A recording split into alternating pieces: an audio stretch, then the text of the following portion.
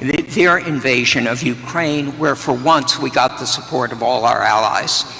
So my specific question is, would you strengthen or modify any of these economic sanctions programs, particularly Russia, including the pipeline you mentioned?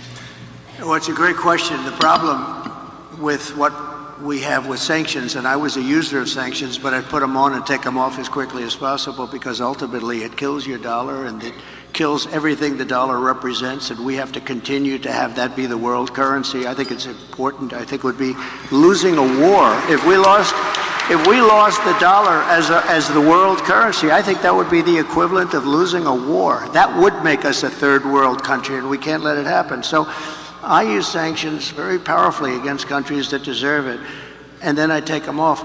Because look, you're losing Iran, you're losing Russia. China is out there trying to get their currency to be the dominant currency, as you know better than anybody. All of these things are happening. You're losing so many countries because there's so much conflict with all of these countries that you're going to lose that, and we can't lose that. So I want to use sanctions as little as possible. One of the things that we have with tariffs is that I'll say to them, you don't honor the dollar as your world currency.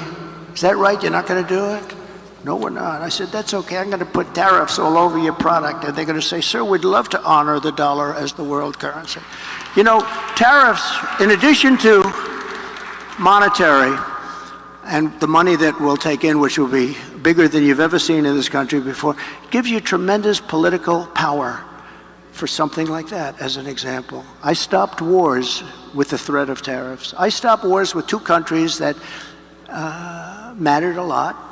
A lot of people would have been killed, and I threatened tariffs coming into the United States if they don't make peace. And we made a lot of, we didn't have conflicts like you have right now. We had very intelligent people. But the biggest threat you have is you lose that currency, and we have lost something that you'll never get back.